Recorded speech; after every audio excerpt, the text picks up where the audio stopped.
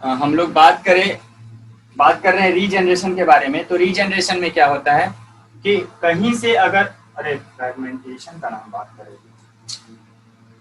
Fragmentation का आपका कोई भी एग्जांपल नहीं दिया हुआ, ठीक है, सॉरी इसको मत देखिए आप लोग, ये रीजनरेशन का पार्ट है।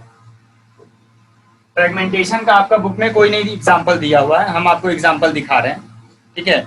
देखिए यहाँ पर एक ऑर्गेनिज्म है जिसका नाम है माइक्रोस्टोमम, ठीक है। ये एक तरह का फ्लैटवर्म है, ठीक है। माइक्रोस्टोमम एक तरह का फ्लैटवर्म है। इसका स्ट्रक्चर देखिए, इस तरह से स्ट्रक्चर है। अभी अगर मीटिंग खत्म हो जाएगा ना तो हम फिर से स्टार्ट कर देंगे, क्योंकि स्ट्रक्चर बनाने में टाइम लगेगा, आप लोग को बता देंगे पूरा। तो इस तरह से इसका स्ट्रक्चर है।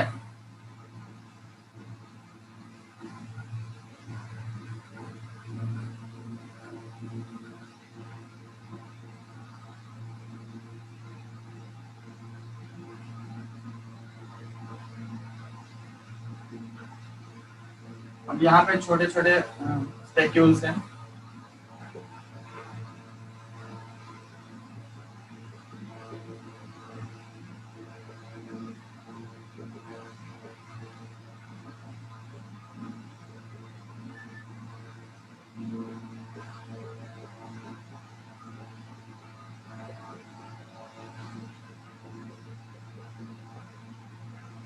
ठीक है, इस तरह से स्पेक्यूल्स है। यहाँ पर इसका माउथ है,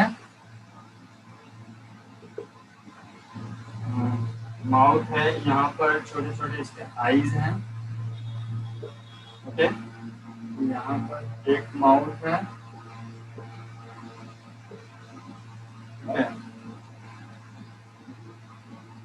यहाँ पर है इस तरह का इसका somewhat।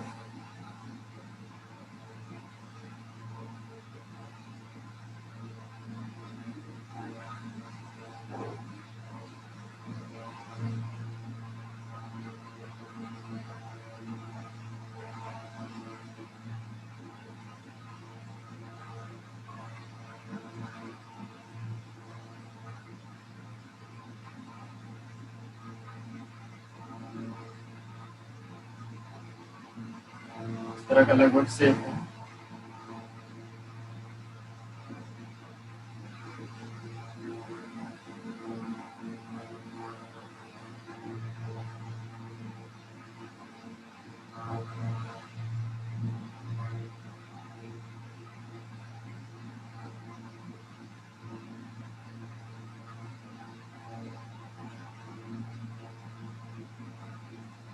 ठीक है, इस तरह का इसका शेप है। इसका नाम है माइक्रोस्टोमम, ठीक है। Fragmentation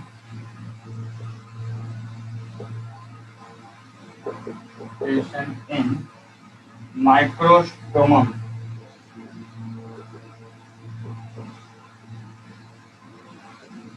okay. फ्रेगमेंटेशन इन माइक्रोस्टोमम। फ्लैटवर्म एक तरह का, ये क्या है, फ्लैटवर्म है, ओके। एक तरह का ये फ्लैटवर्म है।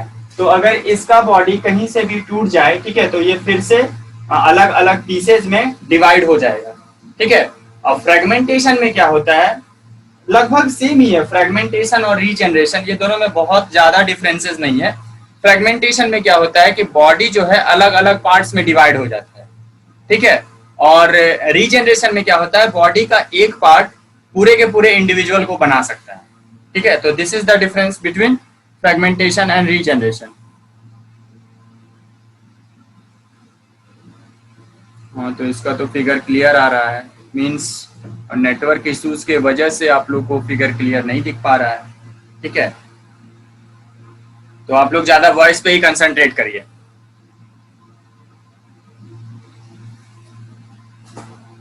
अब आगे हम लोग बात करते हैं रीजनरेशन का, ठीक है। मिनट, आगे हम लोग बात करते हैं रीजनरेशन का, ठीक है। तो रीजनरेशन को कैसे डिफाइन करें, it is the phenomena which brings about repair of the damage cells, tissues और रिप्लेसमेंट और redevelopment of broken body part और reconstruction of whole body from a small body fragment. ठीक है, तो बेसिकली रीजनरेशन है क्यों? अगर कोई भी सोचिए कि रीजनरेशन कितना अच्छा चीज है। अगर सपोज करिए कि किसी एक्सीडेंट में किसी का हैंड जो है ब्रेक हो जाता है, ठीक है, तो अगर बोन सेल्स के पास रीजनरेटिव सेल्स रहते, ठीक है, टिश्यूज के जो नर्व्स हैं उसके पास रीजनरेटिव सेल्स रहते, तो वो जो जैसे आप लोग नहीं देखे हो टर्मिनेटर, ठीक है, टर्मिनेटर में क्या होता है? टर्मिनेटर देखे हो कोई?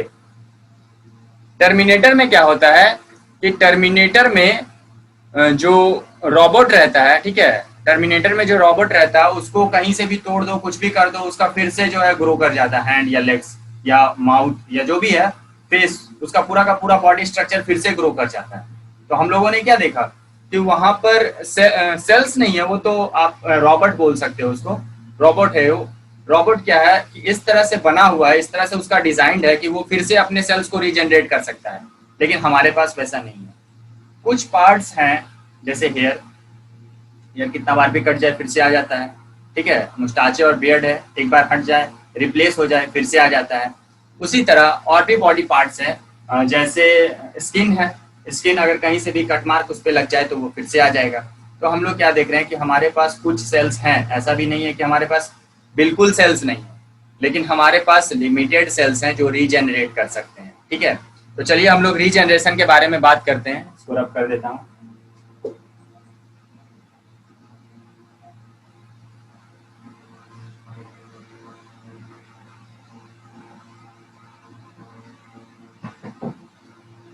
टाइम हमारे पास 1 मिनट ही है।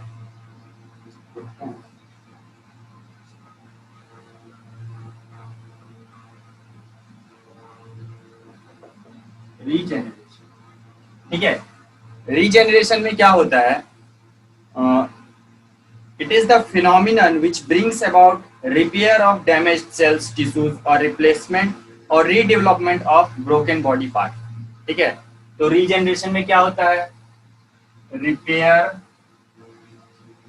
ऑफ डैमेज्ड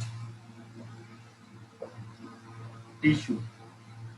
ठीक है, पहला चीज हो गया, डैमेज टिश्यू जो भी है उसको रिपेयर कर देगा।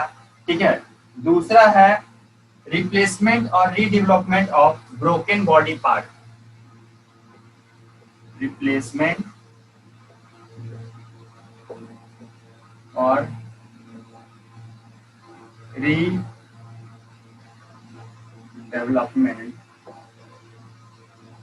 Of broken body